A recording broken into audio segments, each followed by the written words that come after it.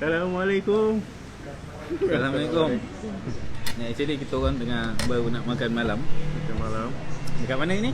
Lengkuas Bangi. Lengkuas di Seksyen 7 Bandar Baru Bangi. Sebenarnya kita orang pun tak ada spesifik tajuk hari ni. Tak ada. Sepatutnya kita plan untuk jemput ada artis jemputan artis jemputan. Artis jemputan. Asalnya ada artis jemputan tapi dia tak dapat hadir kan. Jadi kita terpaksa buat random je live pada malam ni. Oh, so siapa yang hadir? Siapa ada lah. Assalamualaikum. Boleh respon ke, boleh tulis respon, lah. tulislah komen kan. Assalamualaikum ke, mungkin selawat ke. Untuk kami raikan juga Haider dan Sudi. Betul. Tapi sebelum tu kami memang tengah makan. Saya nak makan dulu. Saya nak makan dulu. So maybe kalau ada soalan ke, nak ajak sembang kan, ataupun kita nak berkongsi pandangan ke, boleh juga tulis. Tapi sebelum tu lah, saya tak tahu ni sound dia okey ke tak Kalau ada yang tak dengar, beritahu jugalah.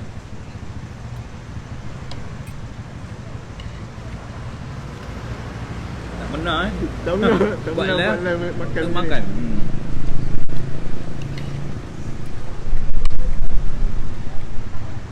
Kita orang pun bukan food reviewer. Bukan. Kita orang makan je. Sebab sekejap lagi kita ada topik nak bincang kan. Betul lah. Topik Random random.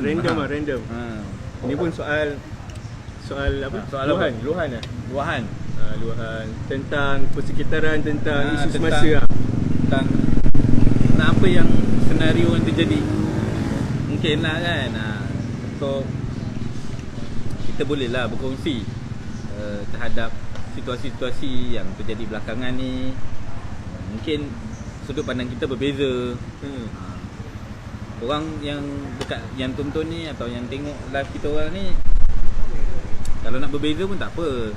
Kita pun nak tahu juga kan, mungkin pandangan kita ni ada kelemahannya. So mungkin korang boleh lah bagi advice ke, kata-kata untuk kita berfikir ke. Betul.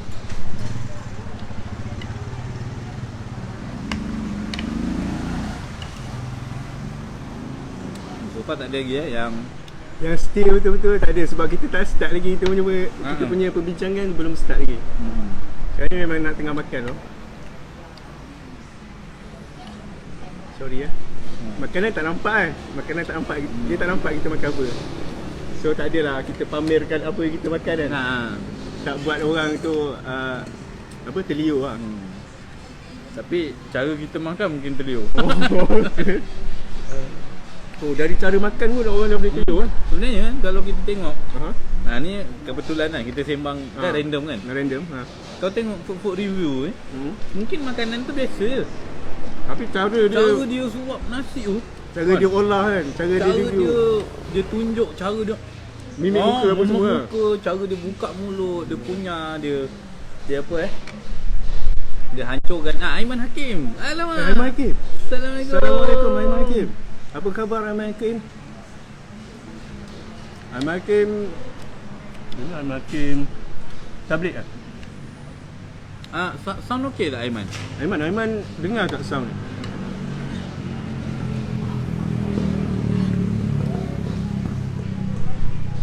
Waalaikumsalam. Maksud makan sedap no. Atuk. Assalamualaikum tu. Entar Atuk. Atuk ni pun tukang jahit ke? Oh, tukang jahit juga. Ramai yang follower Arif ni tukang jahit Atuk jahit apa Atuk? Atuk yang saya tahu dia jahit baju untuk para asatiza. Wah.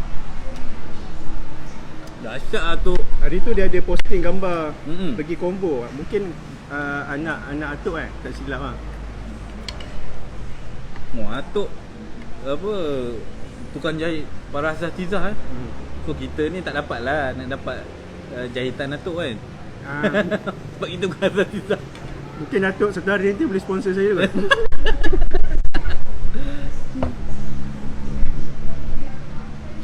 Sebenarnya kami ada topik juga nak bincang. Cuma sekarang ni tengah makan.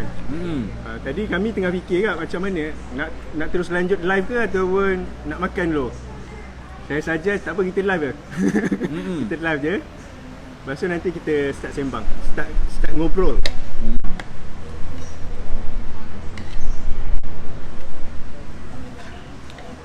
Dan sekarang kami di Seksyen 7 Bandar Baru Bangi, di restoran Lengkuas, berdekatan dengan Shell. So kita support sikit lah kita punya peniaga kita. Okey, makanan dia so far saya makan okey lah. Boleh. Nak review makanan ni. Tak ada lah kot. Kita tak paid review ni. Melainkan kalau kedai ni bayar saya. Kalau dia bayar mungkin saya akan review baik-baik lah semua. Kita pakai kamera canggih sikit lah. Canggih sikit lah. Pakai kamera phone je. Tapi memang tajuk kita pun, tema kita malam ni lebih kepada perbincangan random. Ataupun tajuk kita tak adalah spesifik tajuk untuk berkaitan. Sebenarnya tadi kami solat jemaah di surau berdekatan sini. Sembang juga kan, kita nak live apa malam ni. So Arif pun terkait jugalah dengan isu yang baru-baru ni berlaku di negara kita lah. Di Malaysia. Di Malaysia. Bukan negara Moldova atau Wakanda bukan Bukan. Di Malaysia. Sebab negara Wakanda pun baru tayang. Oh tayang. Ada movie lah. Movie Black Panther kan. Tahu Wakanda. Oh.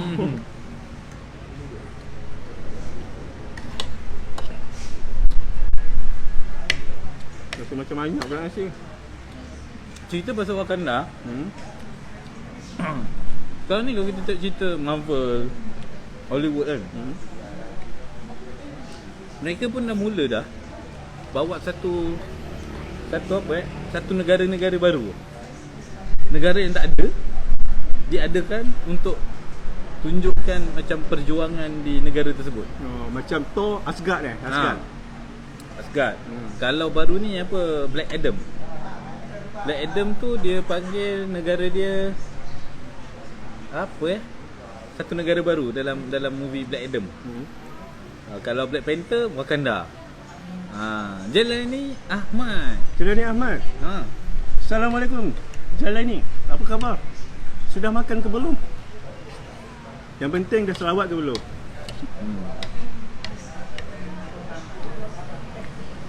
Jangan, saya nak makan dulu. Sekejap lagi kita bincang.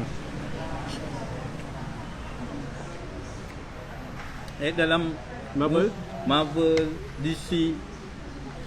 Kalau Batman tu Gotham. Gotham. Tempat yang tak ada, dia ada kan? tapi dia letakkan krisis tu seolah-olah ada. Dia macam buat fiction lah. Sebenarnya fiction. Tapi sebenarnya kalau Black Adam ni yang saya tonton baru ni, tu ada soalan Aiman Hakim. Dah tak buat ke program Kolbu Salim? Kolbu Salim Kolbu Salim tetap jalan. Tapi dengan Kolbu Salim lah, Ustaz Moti dengan Kolbu Salim lah. Macam saya Hijrah Club, sebenarnya secara karier je saya dah terlibat dengan Hijrah Club. Tapi dari segi aktiviti dakwah tu saya berkait lagi lah. So kalau kalian tengok, kalian lihat pada page Hijrah Club tu dah di rebranding pada Hijrah International. So muka-muka depan pun dah tak ada muka saya. Sebab secara kariernya saya dah tak terlibat dengan Hijrah.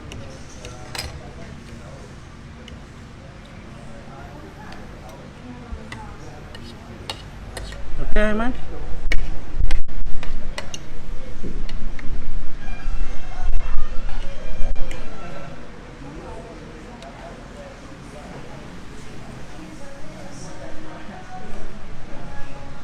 Dia buat mukbang ke apa?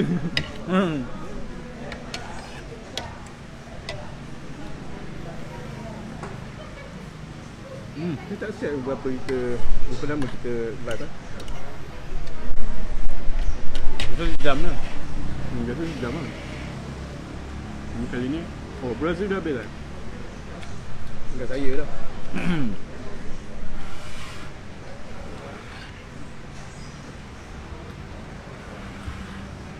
Okey. Tunggu Arif je, dia habis makan, kita akan Brazil nak start dulu, boleh?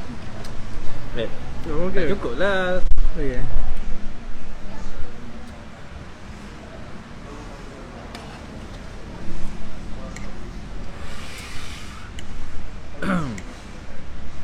Okay, balik pada cerita DC dengan Marvel tu. Apa yang saya perhatikan, kadang-kadang kalau kita nak kritik sesuatu, secara langsung tu orang tak faham. Tapi perlu dibuat fiction. Oh, okey. Kan? Perlu diberi gambaran seolah-olah negara yang bukan ada di dunia, tapi keadaan tu sama dengan negara-negara lain. Atau dia sama dengan reality lah, reality, reality yang berlaku. Baru kadang-kadang orang nampak macam, saya rasa macam contoh Gotham. Dalam movie Batman, dan semua, bagi saya hampir semua siri Batman ni, dia gambarkan masalah utama sebenarnya negara Gotham tu adalah rasuah.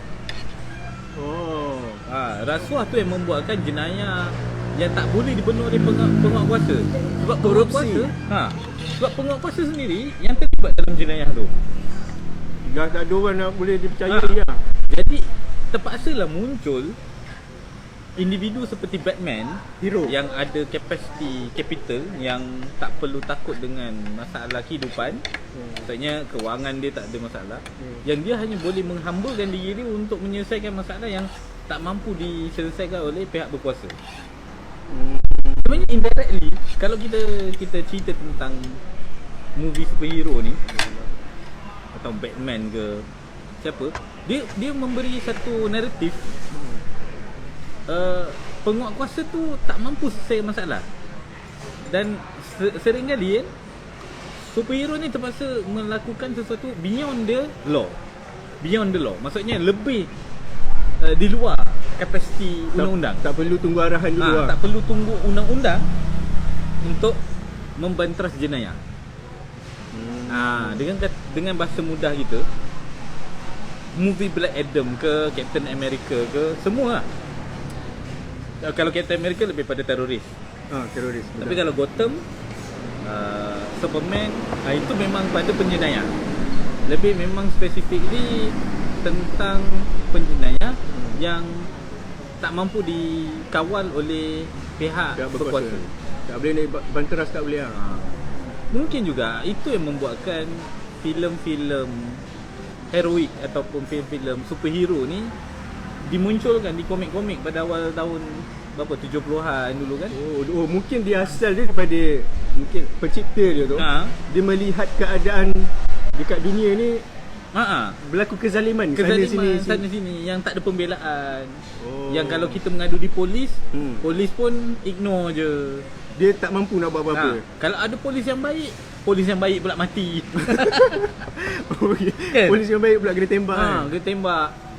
Jadi kita nampak, dan semua tu memang pun gejala rasuah tu jadi dia punya core problem. Sebab apa? Si kapitalis, orang yang banyak harta ni, dia boleh bayar penguat kuasa untuk tutup dia punya kesilapan. Dan hari ni kalau di negara kita, negara Wakanda, negara Wakanda kita ni, kita pun nampak senario yang sama sebelum-sebelum ni. Kan? Mungkin juga lama-lama nanti kita muncul lah. Walaupun dulu pernah muncul kan Cicak Man. Tapi Cicak Man tu lebih pada nak dapatkan salam dari Indonesia. Terima kasih Muhammad Akbar. Dia selalu, saya cuma nak introduce lah. Dia selalu buat, dia orang art, Muhammad Akbar ni. Buat art. Okey. Dia selalu buat macam image dakwah. Dia selalu tengok Asatizah daripada Malaysia. Dia orang Indonesia. Dia tengok ceramah dan kemudian dia compile kan. Dia buat satu teks, gambar apa semua. Akbar Indonesia kat mana Akbar? Lokasi ataupun provinsi. Akbar Indonesia kat mana? Sebab saya sendiri pun teringin sangat nak pergi Indonesia. Pergi Indonesia. So okey. Sambil tu, so kita tengok dari segi hari ini, kita tengok superhero sekarang ni dah merajalela dah dekat pasaran. movie ataupun panggil pasaran entertainment lah. Untuk apa? Sebenarnya kadang-kadang kan kita tengok kenapa Mat Kilau dapat sambutan. Mat Kilau tu sebenarnya macam movie superhero. Cuma superhero yang ada hubungan sejarah. So dia daripada petikan sejarah yang betul lah, real lah. Ada peristiwa tu, ada karakter tu, cuma diadaptasi oleh pengarah Samsul Yusof untuk ditambah lah supaya dia lebih sesuai untuk tontonan entertainment. Tetapi sambutan tu naik sebab orang rasakan ada harapan untuk selamat. Untuk dunia tu tenang. Dunia tu bukanlah tenang. Dunia tu selamat. Maksudnya macam ni kadang-kadang manusia ni ketika dia tak boleh berfikir tentang masa depan, dia kena melihat pada nostalgia untuk dia merasa dia ada harapan. Contoh, orang yang ada harapan, misalnya dia melihat sekarang, dia lihat apa yang dia ada sekarang membuatkan dia ada harapan di masa depan. Contoh, dia ada duit 300 juta. Contoh lah. 300 juta. Dia rasa di depan dia ada harapan untuk tetap survive, dia tetap boleh hidup dengan keadaan yang penuh dengan tekanan. Itu orang yang ada harapan berdasarkan keadaan dia sekarang. Tapi bagi orang yang tak ada harapan pada keadaan sekarang, dia terpaksa lihat nostalgia untuk dicipta harapan. Oh, sejarah. Maksudnya dia tengok macam contoh movie Mat Kilau kan. Dia tengok adanya jiwa, kita boleh menang, kita boleh bangkit.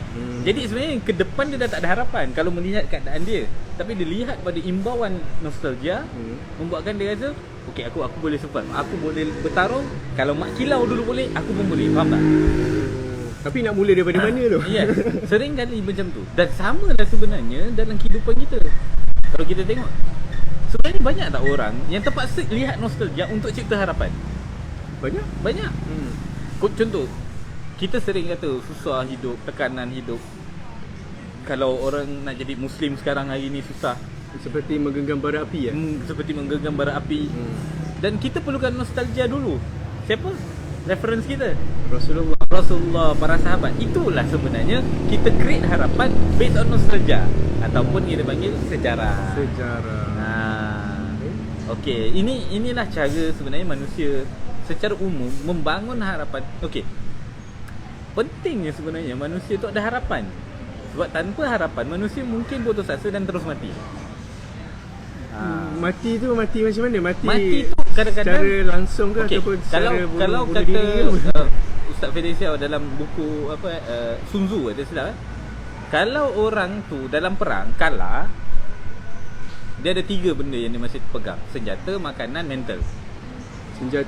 Senjata, makanan, mental. Kalau dia kalah, kalau dalam peperangan dia tewas, nak menyerah yang mana dulu? Senjata, makanan, mental. Okey, kalau diminta senjata, bagi senjata. Kerana orang yang ada makan masih boleh buat senjata. Okey.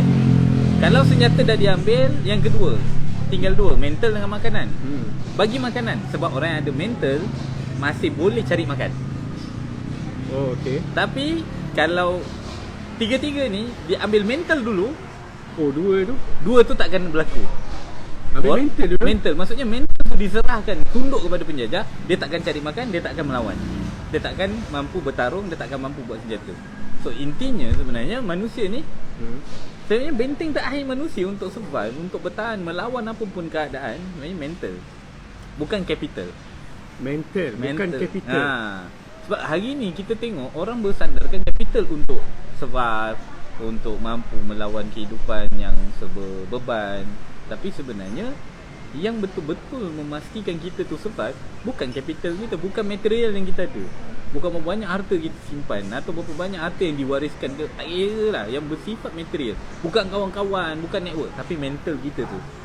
Sebab tu kalau kita tengok ada orang tu kapitalis sedikit je, adalah sikit, cukup makan lah, tapi dia boleh teruskan hidup dia boleh survive. Dan kalau kita tengok tu, bila kita tanya okey ke hidup macam ni, dia okey? Tak ada masalah pun. So mental lah. Mental ni adalah kunci kepada keberlangsungan hidup seorang manusia. Yang kita sebut tadi, kalaulah entertainment tu sebenarnya untuk membangun mental. Movie Korea kan misalnya, banyak petik kekuatan orang yang melawan kejahatan ataupun corruption lah. Kalau di movie Korea ni banyak kan jenayah corruption. Itu sebenarnya dibangun mental pahlawan. Sebab orang jadi hero tu, pahlawan tu sebenarnya bukan sebab fizik dia tu kuat.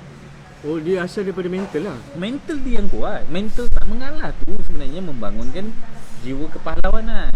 Mental tu sebenarnya dia semangat ke apa? Dia harapan Dia- ke macam dia- mana? okey. Dia bentuk macam mana mental tu? Kalau mental ni sebenarnya kekuatan mental lah dipanggil, Hmm. tidak berputus asa tu.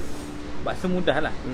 Kadang-kadang dia tahu dia tak ada harapan, tapi dia tak akan menyerahkan lah sebelum dia keluarkan segala yang dia ada.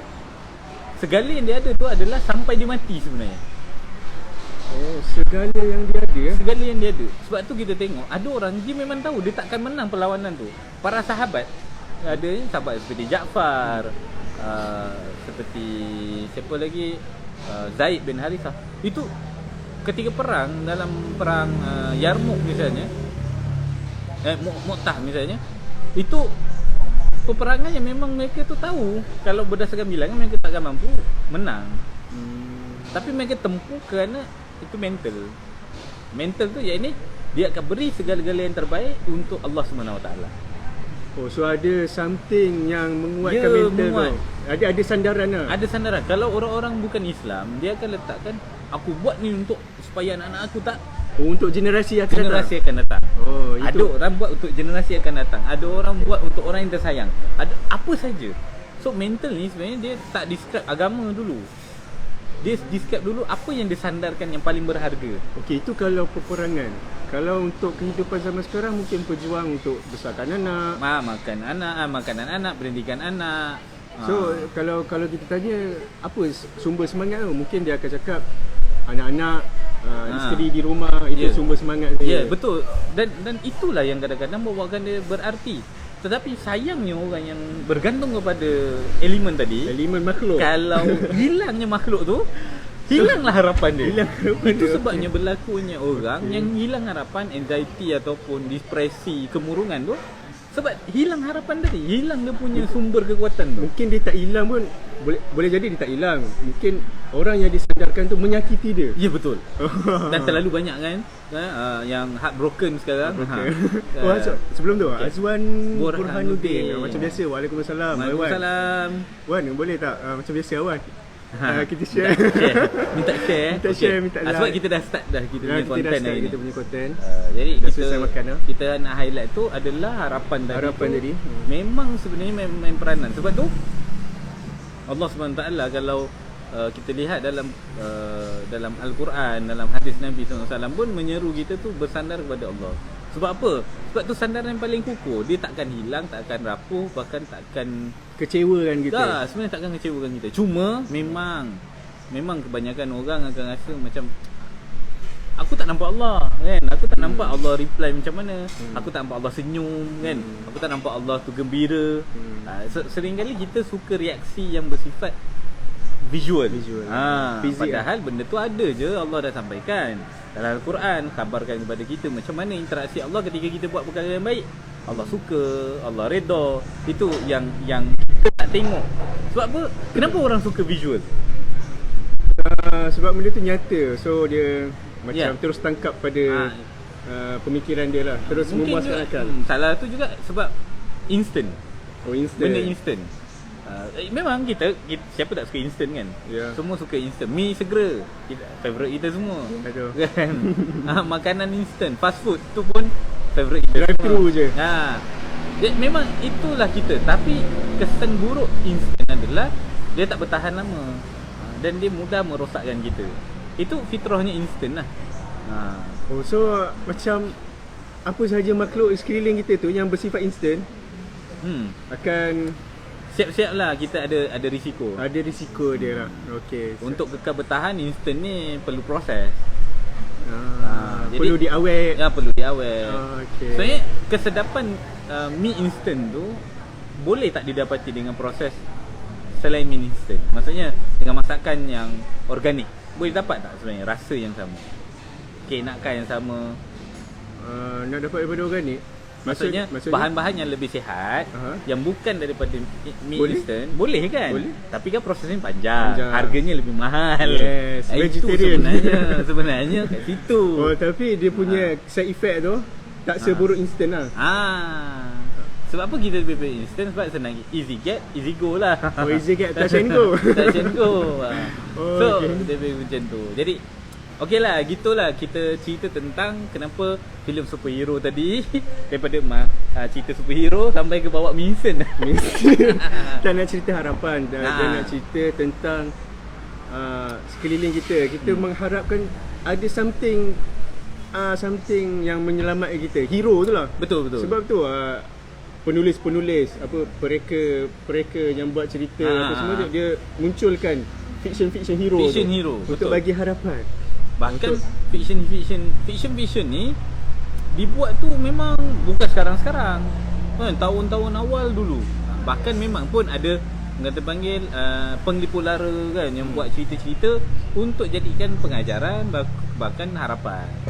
Cuma itulah kekuatan cerita fiktif, itu kadang-kadang tidak boleh dirilit dengan realiti. Itu kelemahan cerita fiktif. Sebab cerita tu tidak bergantung kepada realiti kehidupan manusia. Lumrah manusia tu kadang-kadang hilang. Misalnya terbang-terbang ke apa semua tu. Okey lah, siapa orang kaya yang kaya gila jadi Batman? Rasanya tak ada. Siapa yang sanggup nak luka-luka badan, seksa diri, berjaga malam? Kalau dah kaya tu kaya seorang lah. Dah kaya dia fikir dia je lah. Itu yang tak ada kan. Sebab tu cerita movie ataupun fiction superhero ni dia adalah luar daripada fitrah. Tak sesuai dengan fitrah. Dan setiap superhero mesti ada masalah yang bersangkutan dengan peribadi dia, cinta dia, kehidupan nak berumah tangga tak boleh. Betul lah. Kan hampir semua superhero bila Spiderman nak kahwin tak jadi aja. Nak kahwin tak jadi, sampai ada Spiderman tu dia punya awet tu dah mati. Ada movie Spiderman yang awet dia mati.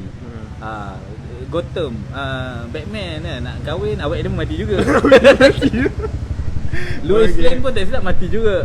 So maksudnya macam dalam fiction yang dibangunkan oleh barat lah, especially superhero barat, semua dia punya pendamping kepada superhero tu mati. Tetapi superhero yang bersifat realistik, dia punya pendamping hidup, bahkan bukan seorang. Okay, saya dah tahu jawapan tu. Itu klise lah jawapan dia. Klise kan.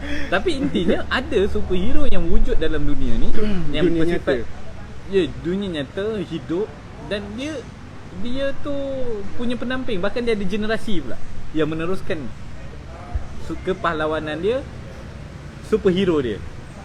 Kita tak pergi ke Rasulullah lah. Kalau tu Rasulullah, kita pergi ke Aiturul. Keturunan kepada boleh tengok kat Netflix. Netflix ada Aiturul, Sirin Aiturul. Aiturul tu adalah superhero. Daripada asalnya mereka ni orang Turk, orang sempadan Xinjiang sana lah, China sana.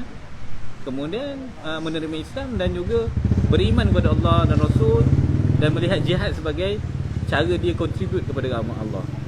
Dan akhirnya after 7 generasi, hadis Rasulullah, la tustahan al-Konstantiniyah fala ni'mal amiru amiruha wala ni'mal jaysh.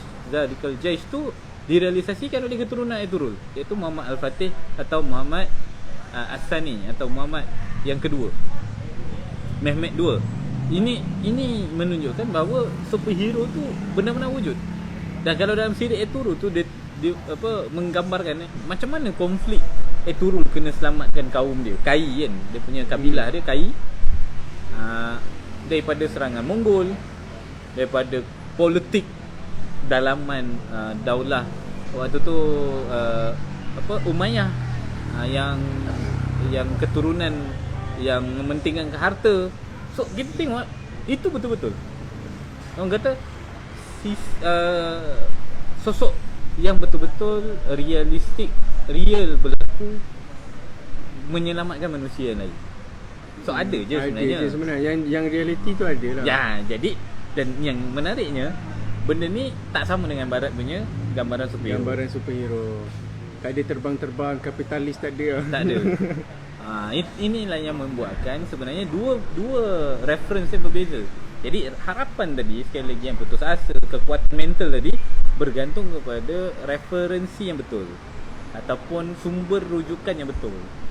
Kalau salah ambil rujukan, nak jadi Spiderman, nak jadi Superman, nak jadi Hulk dan sebagainya, Marvel punya siri ataupun DC punya siri, maka sebenarnya superhero kita superhero yang dalam angan-angan. Angan-angan je lah. Sebab pola hidup dia kita tak boleh contoh, tak sama.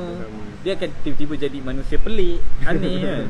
Sedangkan superhero yang bersumber daripada rujukan yang benar, yang ada dalam sejarah Islam, ada dalam khazanah Islam ni, itu superhero yang kita boleh teladani, kita boleh contohi. Ada. Kita Assalamualaikum, kita selalu tertrigger dengan dia punya kehadiran dan kemunculan. Our regular followers. Dia selalu komen masalahnya. Dia selalu komen. Ada. Assalamualaikum, apa khabar ada? Macam mana bisnes Jahit, okey ke? Okey. So jadi ini sikit sebanyaklah tentang superhero. Okey. Topik seterusnya lah. Topik yang seterusnya. Okey, apa relate dengan isu semasa tentang hero. Macam Bro Azli bagi tahu tadi, kenapa munculnya hero tu sebab nak ada harapan. Betul. Mungkin sebab itulah adanya tak nak sebut lah. Tak boleh sebut Tak boleh sebut lah. sebut. So dia buat nama tu pun dah secara psikologi tu attract orang lah. Subconscious mind tu tadi dah sebut dah. Okey. Okey. So nak relate dengan tentang kejadian kita pada hari ni lah. Okey. Mungkin kalau kita tengok orang sekeliling kita, ramai yang tersepit, ramai yang hilang harapan, ramai yang tak tahu arah tujuan hidup tu hilang. Lost. Jadi kalau menurut Bro Azli tu lah, Kenapa? mungkin dia ada kaitan tak dengan pemerintahan tu? Oh, betul.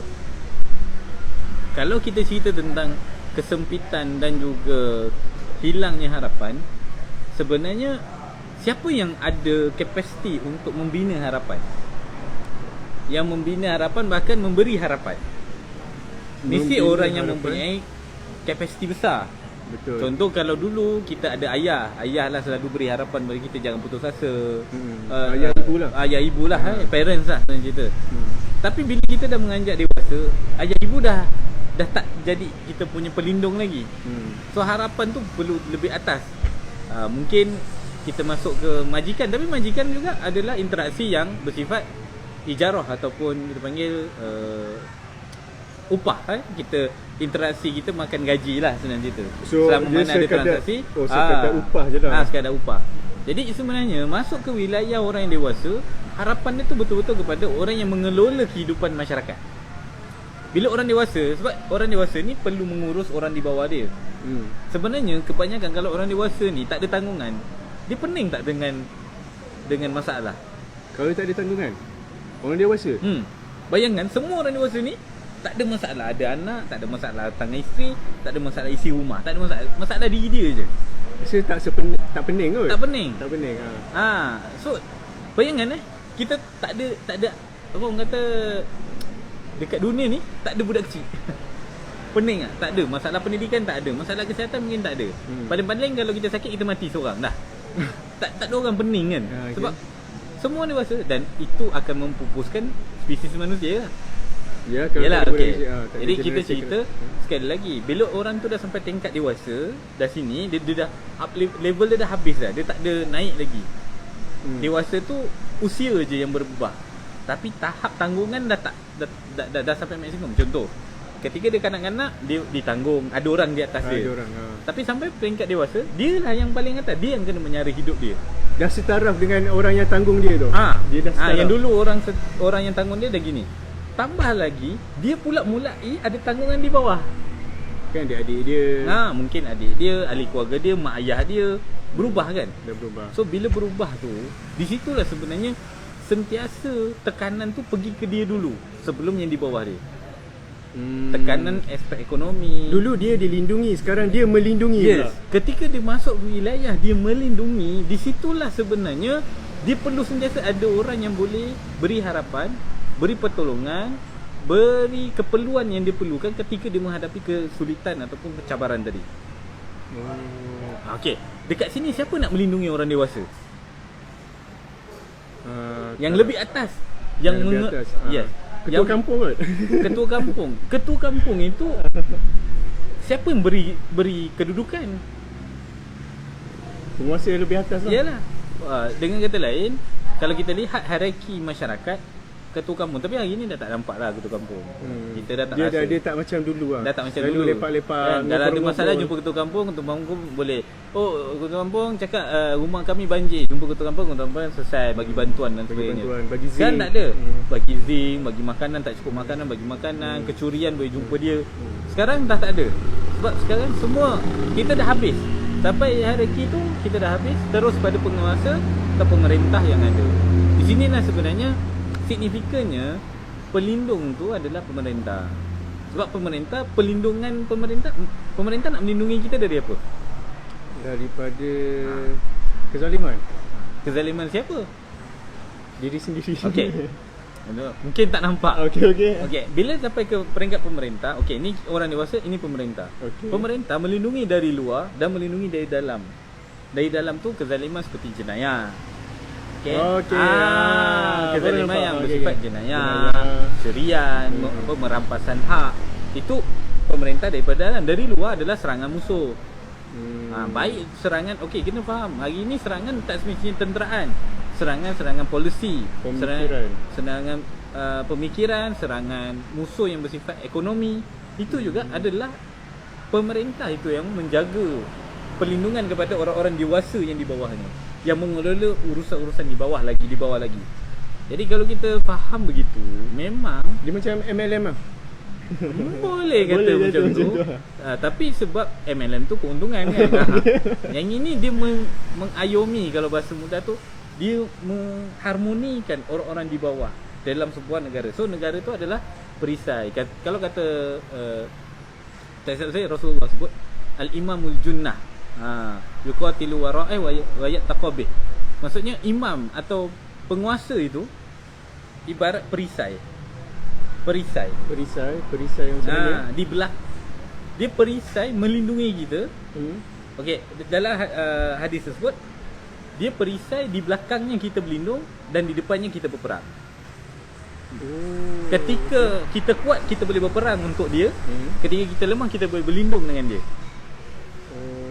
Jadi itulah penguasa. Penguasa tu fungsi dia adalah menjadikan kesejahteraan kepada masyarakat, kepada rakyat. Itu sebenarnya fungsi kesejahteraan ni dalam konteks semua benda. Kekeluargaan, ekonomi, kesejahteraan, kesihatan, pendidikan, sosial. Ya, itu semua di bawah penguasa. Sebab tu Umar Al-Khattab ketika dilantik jadi khalifah tu takut. Dia kata ini bencana. Bukannya satu anugerah atau terima kasih kerana memilih saya. Tak ada. Dia berbeza sekarang kan. Berbeza kan. Sebab kalau dipahami dalam konteks yang berdasarkan wahyu, kita akan berbeza dengan konteks berdasarkan manusia. Ada dua lah. Ada satu konteks berdasarkan wahyu, satu konteks berdasarkan nafsu. So nafsu melihat keuntungan dapat jadi penguasa. Kalau berdasarkan wahyu, kerugianlah menjadi penguasa. Sebab tu Umar kata dulu tak boleh tidur kan malam-malam. Dia akan pusing dia punya kawasan, nak tengok apa yang berlaku dalam masyarakat kan. Itulah beza penguasa yang berdasarkan wahyu dengan penguasa berdasarkan nafsu. Nafsu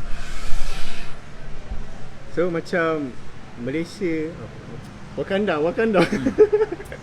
ataupun dalam seluruh dunia lah. Kalau kita tengok kan, apa yang dimaksudkan berdasarkan wahyu ataupun berdasarkan nafsu? Dia punca tu daripada mana? Maksudnya punca apa? Kenapa boleh kata itu wahyu dan itu nafsu?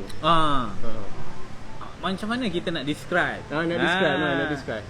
Yang ini ikut wahyu. Yang ini ikut nafsu. Cara mudah sebenarnya kita lihat sumber negara tu didirikan, kemudian macam mana dia mengoperasikan negara tu. menjalankan negara tu sesuai dengan siapa. So kalau didirikan berdasarkan wahyu, maka operasionalnya setiap pergerakan negara tu mesti dipandu dengan wahyu. Maksudnya wahyu kata A, dia buat A, wahyu kata B, dia buat B, wahyu kata C, dia buat C. So dia akan follow wahyu lah, bukan follow sokongan ke apa. Bukan. Bukan daripada pembincangan ramai-ramai, bukan. Pun bukan. Kerana wahyu kan bukan datang dari manusia. Okey. Wahyu tu datang dari langit, dari Allah, dari pencipta sekalian alam. Jadi wahyu tu yang sebenarnya guide kita nak buat apa dalam krisis. Wahyu tu yang buat menentukan kita dalam keadaan aman.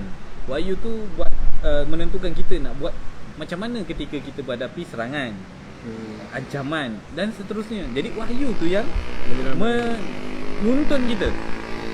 Bukan wahyu tu jadi option kita untuk pilih di antara so dia ambil wahyu. Bukan alternatif. Dia bukan alternatif. Dia adalah satu apa? Dia bukan pilihan bukan pilihan.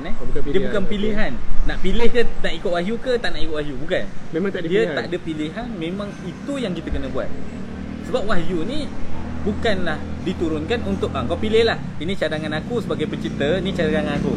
Kalau kau rasa tak elok, kau rasa tak okey, kau ambil jalan lain. Tak ada.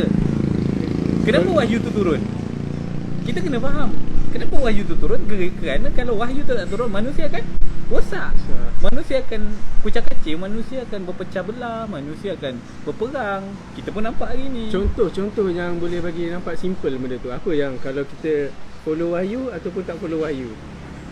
Contoh aspek ekonomi. Ramai orang tak bincang. Sebenarnya wahyu menguruskan ekonomi. Wahyu menguruskan ekonomi? Okay. Wahyu tuntun kita bagaimana mentadbir ekonomi. Yang hari ni kita ingat pakar ekonomi melihat sumber ekonomi tu mesti tengok teori barat. Teori kapitalis, teori Adam Smith, kemudian teori penerus-penerus dia lah, sampai ke teori moden kapitalis hari ni. Orang ni lah, ataupun teori ekonomi sosialis. Itu je. Orang hanya ingat ekonomi ni adalah kebijaksanaan ataupun hanyalah berdasarkan olahan manusia berfikir.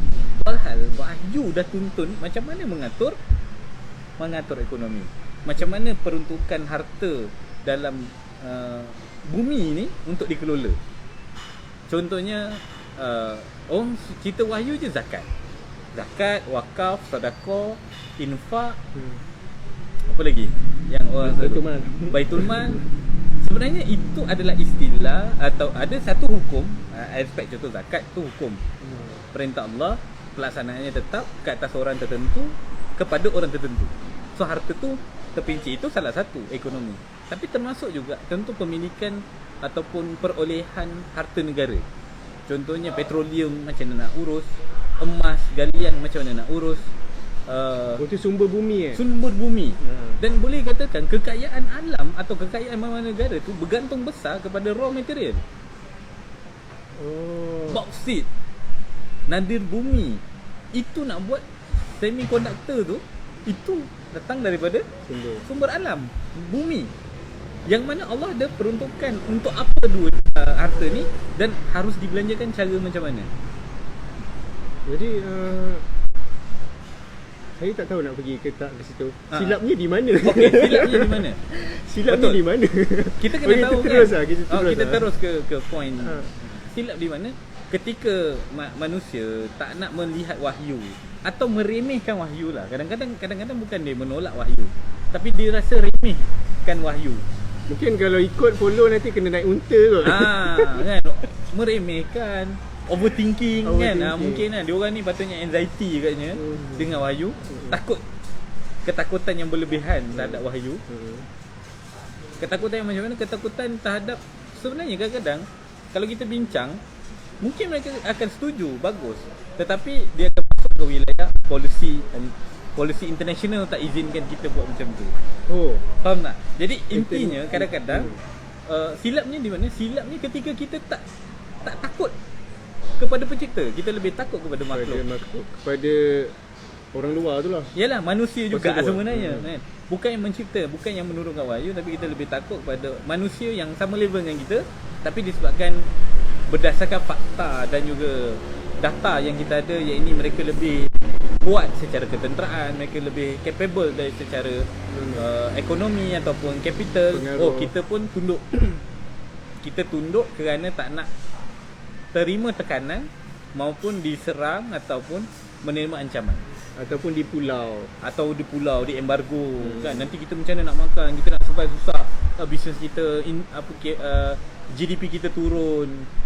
Nanti kita punya kadar pengangguran tinggi. Kita takut di situlah. Sebab apa? Wahyu tu akan memisahkan kita dengan orang-orang tadi. Wahyu ni akan membuatkan sempadan di antara orang yang ada kepercayaan dia tak ada. Orang yang ada capital tadi tu memutuskan hubungan. Sebab dia fikir capital tu lah dia punya core. Sama. Sebenarnya benda tu berlaku secara mikro. Yang tadi kita cerita secara makro besar. Secara mikro, seorang muslimah yang nak bekerja menutup aurat tak diizinkan macam tu lah. Macam tu lah. Itu apa ni, simple contoh yang berlaku kan. Macam tu. Cuma kalau secara makroekonomi, ada juga kan negara yang tak suka pada Islam atau dasar-dasar Islam tu ditentang. Kerana itulah sebenarnya kita tu silapnya di situ. Bukan silap sebenarnya. Kita tak cukup kuat keyakinan kita kepada Allah sebagai pemberi rezeki dan juga pemberi keamanan. Kesilapan kita tu pada sistem pemerintahan tu ke? Pada awalnya akidah. So lah, itulah yang macam sebelum ni saya ada baca Lembayung Senja tu kan. Apa? Pasal apa tu? Pasal hijrah. So hijrah tu daripada idea, kemudian kepada masyarakat, kemudian kepada sistem dan pemerintahan. Ya. Jadi sebenarnya akidah tu yang memicu kepada keyakinan yang kuat tadi. So kalau nak hijrah tu dia start daripada akidah, pemikiran dan kalau bercerita tentang negara, so bukanlah pemerintah je kena kuat akidah. Rakyat pun kena akidah yang benar jugalah. So akidah rakyat tak bolehlah akidah celup-celup. Tak boleh akidah 50-50. Macam mana kita nak tahu rakyat kita akidah 50-50? Campur halal haram. Halal haram pun tak ada beza. Kita masih kompromi dengan keharaman. Sebab ini haram sikit-sikit tak apa. Haram sikit-sikit lah. Maksudnya kalau kari something tu ambil kuah je. Daging tak ambil. Kita tak ambil daging dia. Kita ambil kuah je. Kita ambil kuah je. Okey. Takkan tak haram, bukan makan dagingnya. Contohnya begitu kan. Jadi ini yang membuatkan sebenarnya kita terjebak dan terus menerus dalam kesempitan. Okey. So, jadi hijrah tadi tu bukan hanya sebatas hijrah diri, tapi hijrah juga pertama sekali hijrah akidah sehingga terbangun pemikiran yang benar. Pemikiran yang benar wajib bahkan untuk dipandu oleh wahyu. Sebab wahyu lah yang tahu segala-galanya tentang kita. Ya, sebab dia daripada Tuhan kan yang mencipta kita kan. Daripada kita tak ada sampai lepas kita mati pun dia yang paling tahu. Tiba-tiba kita percaya pada sesuatu yang dekat dunia je kita jumpa dia. Jadi pelik lah kalau contoh wahyu tu tak merangkumi semua Pelik lah. Kalau orang rasa macam tak, ini masalah urusan dunia. Dia dah pisahkan lah. Itu yang disebutkan yang kau cerita tu akhirat lah. Itu bukan sekular. Sekular. Fasludin anil haya, iaitu memisahkan kehidupan dunia ataupun urusan takdir dunia dengan kehidupan dengan akhirat. So akhirat dengan dunia tu tak sama. Padahal ataupun bukan akhirat tapi urusan dunia dengan agama. Okey. Keyakinan akidah kita dengan urusan takbir ekonomi, sosial, politik tak boleh sekali. Dia kena pisahkan lah. Itu baru sesuai dengan dunia hari ini. Itu bahaya tu. Jadi sebab itulah sebenarnya macam saya bincang kan, rasuah ni SPRM buatlah berapa banyak pun jenis polisi, strategi penangkapan atau untuk banteras rasuah ni, program ke takkan boleh. Sebab yang kawal tu orang yang di atas juga Bukan. Sebab yang mengekang orang daripada ambil sesuatu yang haram tu kan akidah. Dia core. Kalau akidah dia tak ada, orang nak nampak tak salah.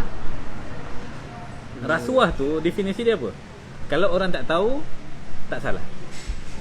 Definisi macam tu Ini definisi yang saya dengar lah. Kalau orang letak tahu, rasuah tu macam mana kan. Maksudnya orang yang ambil rasuah ni, selama dia ambil dan orang tak tahu, itu bukan rasuah. Jadi kalau kita tengok sekarang ni banyak berlaku tentang rasuah, korupsi, kezaliman. Ada harapan lagi ke untuk kita terapkan sistem wahyu tu? Okey, Macam mana nak terapkan? dengan keadaan sekarang. Dengan keadaan tu. semua orang. Daripada sumber apa hero yang perlu saya tengok? Adakah Marvel ke? DC Ah. ke? Iron Man ke? Tapi kalau tengok yang Black Adam ni kan, dia Arab-Arabik sikit tau. Ada Arabic. Contohnya dia punya watak tu kan, Ismail, Karim. Tu saya oi, lepas tu dia punya peradaban lampau dia tu, reference dia peradabannya agak-agak ke Mesir kan. Okey, tak apalah itu. Tapi intinya reference kita dengan harapan ada tak sebenarnya selama mana Allah SWT belum terbitkan matahari daripada barat, okey. masih ada harapan lah. Okay. Tugas kita tu tetap berharap kepada Allah SWT sebenarnya. Yang pertama. Yang kedua, ada tak harapan? Memang ada harapan sebab Allah SWT pun janji dalam Quran kan, aku akan terbalikkan keadaan. Yang dulu takut kepada aman, dan orang-orang yang beriman dulu ditindas jadi berkuasa. So itu satu. Kemudian kalau kita tengok hadis riwayat Imam Ahmad tentang hadis lima zaman akan kembalinya summa takunu khilafah, itu berlakunya kembali kepimpinan kaum muslimin di atas muka bumi, itu akan berlaku. So maksudnya banyak literature ataupun sumber-sumber yang wahyu juga sebenarnya menceritakan, mengkhabarkan kepada kita perkara-perkara perubahan itu akan terjadi. Cuma untuk part kita lah, seorang Muslim ni, bila kita tahu tentang tu, yang satu hari nanti akan baik-baik saja. So apa yang perlu kita buat? Adakah kita lepak je? Okey, betul juga. Dulu saya pun fikirnya tu. Kita tunggu je masa tu. Kita let je kan. Kita let je. Kita tunggu keadaan tu akan berubah sendiri. Sedangkan yang saya tahu itu menegakkan wahyu tu adalah satu kewajipan. Ya. Sebab itu kita berdiam ke? Okey, menariknya dalam hal kita melihat aspek perubahan ni, Allah SWT selitkan, iaitu Allah tak akan mengubah satu kaum, satu masyarakat sebelum mereka mengubahnya. Maksudnya kita kena faham nak integrated kan, gabungkan semua dalil-dalil tadi, fakta tadi ataupun sumber tadi untuk kita analyse kita tu dekat mana sebenarnya. Kita perlu zone menunggu sehingga ianya terjadi, atau kita lah sebenarnya perlu laksanakan sehingga Allah menghadirkan kenyataan seperti yang dijanjikan. Contoh. Kau ni akan lulus. Kau boleh lulus. Tapi kita diam kan. So selama kita tak berusaha potensi untuk lulus, tu potensi tu ada. Kita boleh membaca, boleh menulis, boleh mendengar, boleh melihat, semualah. Maksudnya segala potensi, kita memang boleh lulus berdasarkan potensi.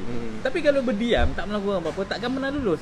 Sehingga kita mulakan proses untuk lulus, iaitu belajar, kaji, kemudian hadir exam, barulah ternyata lulus.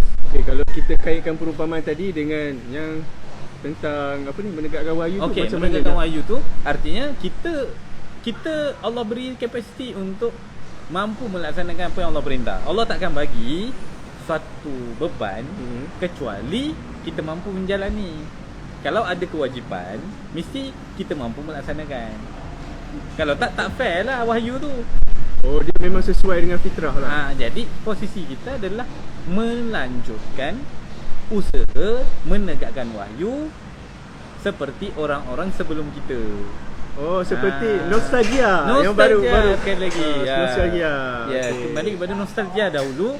Macam mana kita melihat orang-orang yang dulunya sebelumnya dalam keadaan yang tidak diurus oleh wahyu kan? Pernah dunia ni pernah tak sebelum ini tidak diurus oleh wahyu? Pernah tak? Pernah. Jadi kita kan macam kita balik dia pusing balik je. Pusing balik, bukan pusing.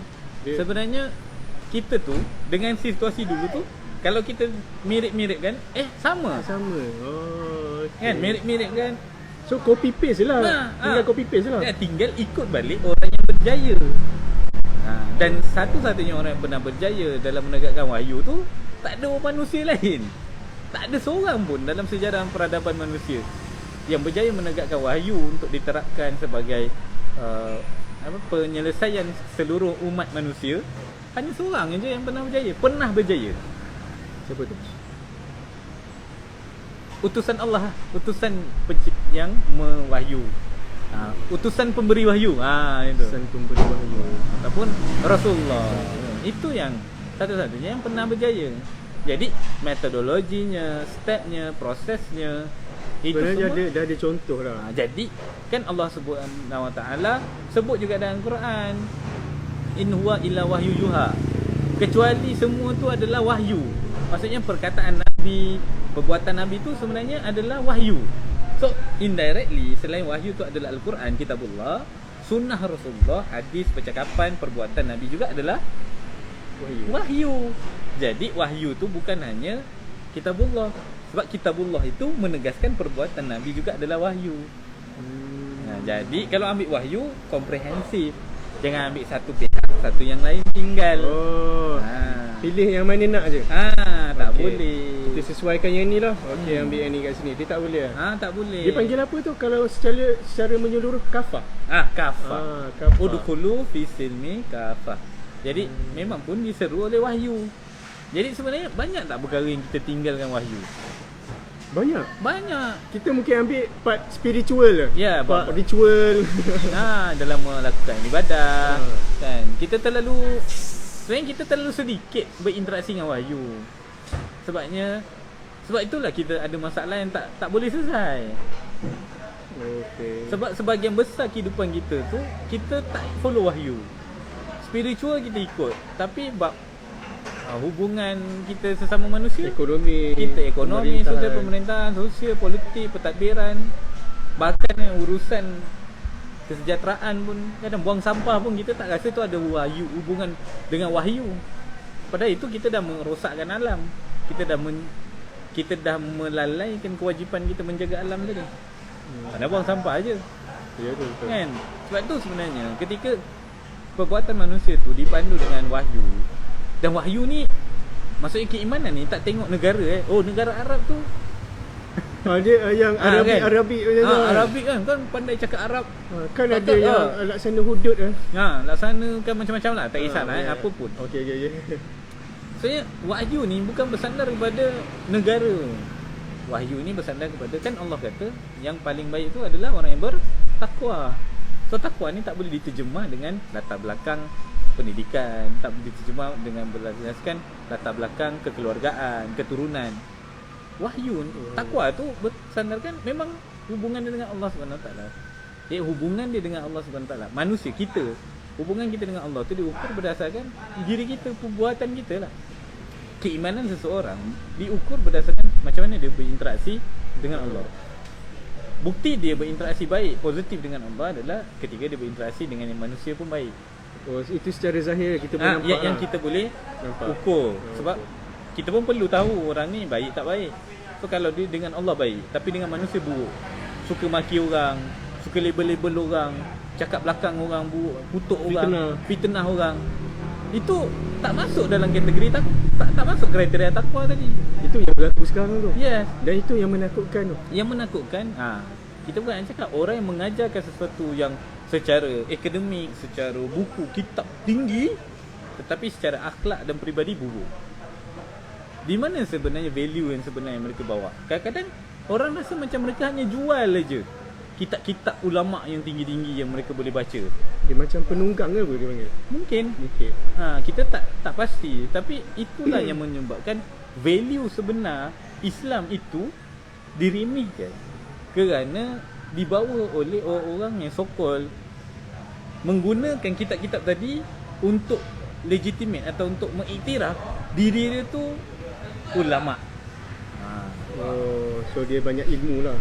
Dia banyak ilmu pengetahuan sebab dia boleh akses kepada banyaknya kitab ulama'. Tetapi sikap dan peribadi dia mencela orang, mengutuk orang, mengeji orang, yang itu sesama Muslim pula tu. Beza pendapat je. Beza pendapat. Kadang-kadang beza mazhab je. Itu yang berlaku sekarang sebenarnya. Itu yang terjadi. Sehingga kita lihat mangsa dia siapa? Mangsa ini generasi muda hari ni. Kadang-kadang dah tak sikoh kepada Islam kerana melihat perwatakan buruk para asatiza ataupun orang-orang yang mengajarkan so-called Islam tu sendiri. Jadi dia lebih baik hindar lah di filem untuk hindar. Kadang-kadang kita rasa macam baik aku tak payah dengar lah. Kan baik aku dengar K-pop ke kan. Tengok yang ni, yang tu gaduh yang ni pula, yang Itu tu gaduh yang ni sebabnya pula. kita lebih rela habiskan masa dalam game lebih banyak dibanding dengar kajian, dengar ilmu. Sebab apa? Game tak fake. Kan, game tak fake, tak ada yang menipu dalam tu. Kecuali bayangkan kalau game semua orang cheat, guna cheat kan, tipu kan. Game pun orang dah tak percaya. Sebab apa? Kebohongan. Saya cerita, manusia takkan boleh terima kebohongan. Siapa pun dia. Memang secara fitrah yang macam tu. Kita akan rasa dikhianati kan. Jadi kalau lah ulama, sokok ada ulama ilmuwan, tapi secara peribadi dia macam mengkhianati kita. Dia kata kita kena jujur lah, kena gini, begitu, begini, takwa. Tapi dia sendiri mencerminkan perwatakan yang tidak bersandarkan apa yang dia kata. Kan itu, dia kenapa jadi macam tu? Sebab dia letakkan tempat yang tak betul ke? Dia dah terperangkap dalam sistem yang tak betul ke? di sini yang kita tengok, kalau kita urut-urut lah, kita susun kronologi ke, kita cuba memahami apa sebab orang ni. Padahal kalau kita fikir secara logik ataupun rasionalnya, dia individu kan, okey. Dia belajar dengan ulama yang bagus. Dia pergi kaji kitab-kitab bagus, kitab-kitab tinggi level dia daripada yang rata-rata kita lah. Tapi kenapa dia jadi macam tu? Kan? Kenapa dia jadi boleh hilang dia punya karakteristik Islam tu hilang kan? Ataupun pedoman untuk orang tu tak ada. Sebenarnya ketika dia kaji tu dan ketika dia menyampai tak sama jiwanya. Tak sama macam mana? Sama, kalau okay. Dalam penyampaian tu dia mengecilkan orang ke merendahkan orang macam mana? Ketika dia mengaji, dia kaji, dia pergi menuntut, dia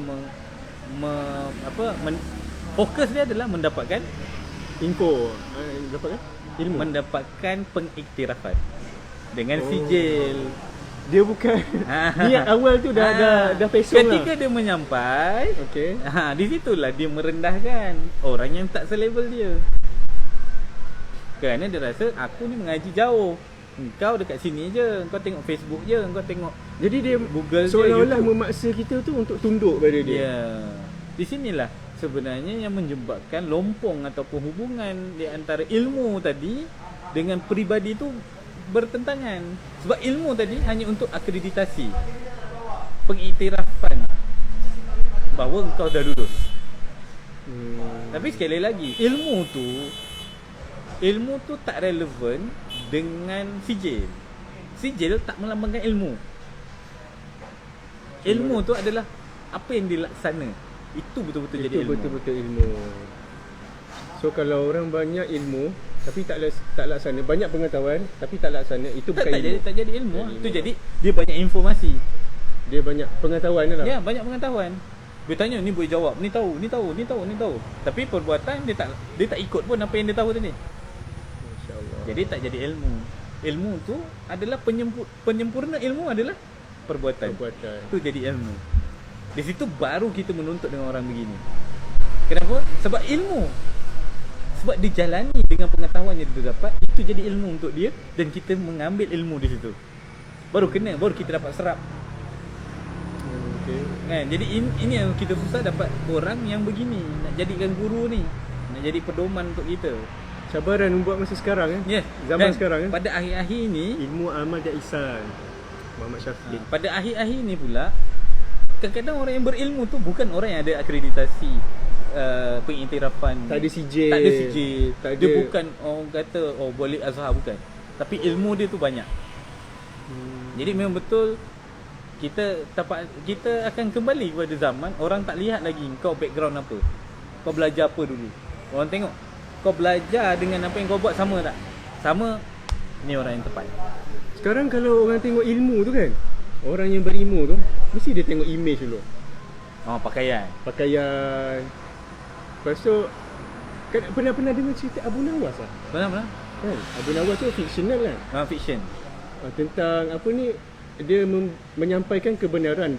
Satu hari tu Abu Nawas pergi pasar. Dia menyampaikan kebenaran dan dia meleraikan konflik kat situ. Tapi orang kat situ kata kau tak boleh menilai orang, tak boleh nak selesai konflik sebab kau tak pakai serban pun. Jadi pada esok tu dia datang balik ke pasar tu. Boleh. Boleh. 24.30. Kejap Tak apa. tengah live. Okey. Jadi besoknya Esoknya Abu Nawas tu datang balik. Dia geram. Dia bawa unta dia dan dia pakaikan serban pada unta. Jadi orang di pasar tu katalah, oh dia ni lah yang selesaikan masalah konflik malam. Jadi dia bagi tahu apa ni? Bukan aku yang alim tu sebenarnya unta aku sebab dia yang pakai serban. So dia menganjing balik orang kat situ. So baik, terima kasih. okey. Jadi kalau kita belajar, kadang-kadang manusia tu kadang-kadang kena kritik supaya begitu kan. Sampai begitu. So kalau nak menyampaikan satu kebenaran tu mesti akan tengok latar belakang. Ada CJ apa? Betul. Belajar kat mana? Sampai kan kadang-kadang benda yang kita sampai tu dah betul, memang dah betul. Tak ada yang salah. Tak ada yang salah. Terang-terang betul, tapi dia akan persoal juga. Kau ni daripada mana, belajar dengan siapa? Itulah.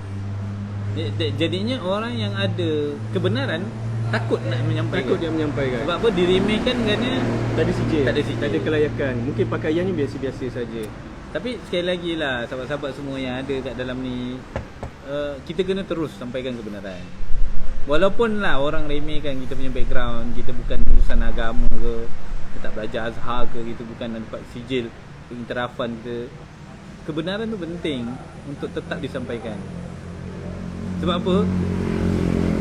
Seandainya kita berdiam ketika Masya Allah. Kalau best Muhammad Syafiq boleh share, boleh bantu share.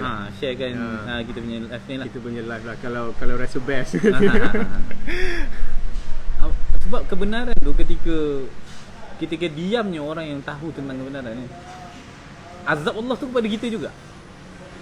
Bala ataupun tu, musibah yang Allah akan timpa merangkumi kepada orang yang tak melakukan kesalahan pun. Sebab tu jangan berhenti menyampaikan kebenaran, walaupun efek orang menyampaikan kebenaran tahu apa? Disakiti. Itu fitrah orang menyampaikan kebenaran. Disakiti baik hati, perasaan, kadang-kadang fizikal. Kadang-kadang kita punya personality diri kita pun tak kira lah. Maksudnya akan ada. Itu fitrah. Tapi kita buat tu supaya Allah tak azab kita bersama-sama dengan orang yang melakukan kemaksiatan. Itulah kita teruk sebenarnya. Ya, betul. Bukti dia boleh kita tengok daripada nostalgia tu lah. Ya, nostalgia. Orang yang bawa kebenaran tu disakiti, di pulau. Dan juga situasi ketika kebenaran tu didiamkan juga ada nostalgianya juga. Ada konsekuensi dia ada juga. Ada konsekuensi. Diam tetap diazab. Bahkan kita lebih teruk. Kenapa? Diazab kerana diam terhadap kezaliman ataupun kebenaran yang kita nampak tu, kita diam. Kemudian kita sendiri akan diseksa kerana diamnya kita. Sebab kalau kata polis Evo kan. Oh, polis Evo. Apa? Bukan. Special Force Roshabno kan. Okey, apa? Dia cakap apa? Kejahatan atau jenayah tu berlaku kerana orang yang tahu orang yang baik tu diam. Diamnya orang yang baik itu berlaluasanya kejahatan. Itu sama aja. Kezaliman tu berlaku kerana orang-orang yang benar, orang yang tahu kebenaran diam. Jadi kita tak, memang sebenarnya kita dah tengok, kita tunggu lama. Kita biarkan juga momen ketika kita biarkan ataupun kita naklah orang yang belajar agama lah sepatutnya bersuara kan. Sebenarnya dia dah letak dah level tu kan, untuk kebenaran orang-orang yang belajar agama baru pergi cakap. Kita orang biasa ni jangan cakap, kita diam je lah. Sebenarnya tu salah lah. Sebab agama ni agama kita semua. Ya, agama Islam ni agama semua. Semua. Tak kira lah ustaz ke bukan ustaz ke. Sama mana kita beriman. Kenapa kita beriman? Pucuk pangkalnya kenapa kita beriman? Dan Rasulullah tak pernah membeza-bezakan di antara orang-orang yang hamba maupun orang-orang yang merdeka ketika dalam bab keimanan, ketakwaan. Jadi kita jalankan sesuai dengan apa yang Allah minta. Itulah wahyu tadi.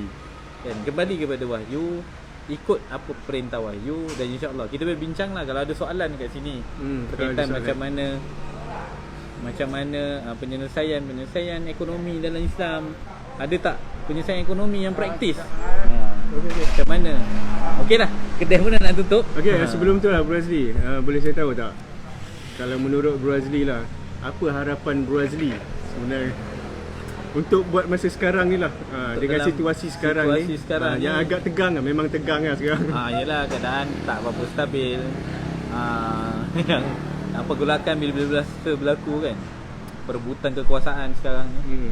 Sebenarnya saya, fokus saya adalah umat Islam khususnya lah. Sebab yang boleh menstabilkan keadaan sebenarnya umat Islam. Sebab umat Islam dia ajar tentang dengan wahyu lah, mengajar kita tentang sabar, tenang dan juga bersikap rasional menghadapi masalah. Itu wahyu ajar kita. Bukan emosional lah. Bukan emosional. So jangan mudah terpancing dengan emosi. Jangan mudah terpancing dengan propaganda-propaganda yang membangkitkan sentimen-sentimen. Seperti rasis apa semua tu. Kadang-kadang bawa elemen agama pun. Tapi sebenarnya benda tu Islam tak ajar kita bersikap keras dengan tindakan untuk menegakkan kebenaran. Islam mengajar kita menegakkan kebenaran tu dengan cara yang intelektual. Berfikir. Penyelesaian bersifat rasional, bukan dengan kekerasan. Tapi kalau orang sebut tapi perang itu rasional sebenarnya, kerana serangan musuh ataupun melawan musuh dengan kekuatan. Tapi sekarang ini masalah kita adalah di dalam negara, bukan dengan musuh, dengan sesama warga. So macam mana nak bersikap? Islam ada tak tunjuk ajar? Mungkin kita tak boleh lah bincang kat sini, tapi saya gariskan Rasulullah tak mengajarkan begitu, menggunakan kekerasan untuk mendamaikan keadaan, kecuali itu memang bersifat musuh kepada agama Islam sendiri dan mengancam keselamatan masyarakat. Di situ baru ada peranan orang-orang yang menggunakan kekerasan ataupun bersifat tindakan fizik untuk menghalang marak ataupun melebarnya kekacauan dalam negara. Itulah. Saya harap satu rasional. Yang kedua, sentiasa ataupun memang dari sekarang lah sebenarnya momen untuk kita kembali kepada wahyu, kaji balik wahyu, kerapkan perbincangan wahyu ni. Perbincangan yang mencari penyelesaian menurut sudut pandang wahyu. Ada tak? So bila kita kaya dengan maklumat, kita kaya dengan fakta, kita tak mudah terpancing dengan pancingan-pancingan emosional. Sebab kita tahu penyelesaian dia bagaimana dan kita akan lebih objektif dalam melihat masalah. Wallah, itu je. Untuk dua benda itu je lah saya. Okay. So sebab kedai pun dah nak tutup lah ni sebenarnya. Orang dah tutup dah pun kan. Macam kena halau dah ni. Shutter pun dah tutup. So saya tak ada dah boleh tutup lah. Apa saya? Harapan saya semoga kita dapat bangkit mencari kebenaran. Sebab kalau kita tengok wahyu tu, takkanlah wahyu tu sekadar keluar tandas, sekadar minum air. Takkanlah wahyu tu yang diturunkan daripada Tuhan tu tidak tidak cover bab pemerintahan. Takkan macam tu kan. So macam Bro Azli juga beritahu tadi, saya harap supaya ramai lagi umat Islam tu sedar bahawa kita berada dalam sistem yang salah. Ya. Sistem yang salah. Dan kita boleh tengok dah akibat-akibat dia bila sistem yang salah. Saya sendiri pun mengalami pengalaman tu masa PRU 15 ni. Saya tengok risalah-risalah yang diedarkan, saya tengok ceramah-ceramah yang diorang keluarkan. Diorang apa tu, kalau iklankan tu sentimen mesti sentimen yang emosi lah. Yang buat kita tak boleh fikir. Kalau saya ada dapat satu risalah ke brosur daripada parti X, bukan parti sebenar. Ataupun brosur yang lain lah. Kalau kita tengok pada brosur tu, apa sentimen yang diorang lemparkan adalah sentimen yang bersifat membuka aib, sentimen yang bersifat kebencian, kekurangan, fitnah. Jadi yang perjuangkan hak kita semua sebagai rakyat ataupun manusia tu, sedikit je manifesto dia. Kecil. Jadi kalau saya tengok untuk orang muda macam saya lah, kalau nak buat pilihan tu rasa macam keliru lah. Tak ada pun satu yang memperjuangkan wahyu tu, tak ada. Tak ada. So saya berharap itulah yang manusia tu bangkit lah. Bangkit. Bangkit. Ya. InsyaAllah kita tutup dulu lah. Ni guys, Nah, semua satu pun dah tutup sabar lah. semua. Terima kasih bagi yang tetap menonton. Awal kena tutup. Ah, Tutup terima pukul kasih 11. Ha. So kalau tak ada apa-apa, Jangan lupa untuk share, Untuk share. kalau baik, manfaat, Hmm. share. Saya juga akan post di YouTube channel saya lah. Oh. Maksudnya yang sebelum ni pun saya share lah sebagai, yalah kita nak juga kan. Ya betul, mungkin Syafiq kita boleh sesi. boleh saya suruh sesi nanti. sesi. Syafiq stay mana? Stay mana? Sebenarnya saya dengan Arif ada juga ajak kalau yang dalam ni yang tonton kami ni, ada lah nak sesi buat offline. Session perbincangan offline lah. Diskusi. Diskusi ke, kita lepak satu kafe. Lepak macam ni lah, lepak macam macam ni. ni kita berbual dan kita bertukar-tukar pandangan. Mungkin lebih produktif dan lebih banyak kita boleh dengar. Perbincangan yang lebih sihat lah. Mudah-mudahan. Okey lah. Saya rasa roller chatter ni mengganggu Awas betul. kita bertemu lagi untuk perkara. Okey. InsyaAllah terima kasih banyak semua yang tetap share. Share, jangan lupa share, like, komen, bagi Yeah. tahu pandangan anda di bawah. Yeah. Dan insyaAllah kami akan cuba untuk kekerapan. Saya kat Kota Baru tu kan. Itu kita kena kampung pergi saya tu. Itu saya kena balik kampung Balik lah. kampung lah. Balik jumpa. Okey, ada apa-apa lagi? Baik, insyaAllah itu je cukup. Okey, Jangan nak seperti biasa, jaga diri, tetap taat kepada Allah Ta'ala, tetap takwa. Ingat taat pasti bahagia, maksiat pasti sengsara. Okay. Assalamualaikum. Assalamualaikum warahmatullahi wabarakatuh. Finish.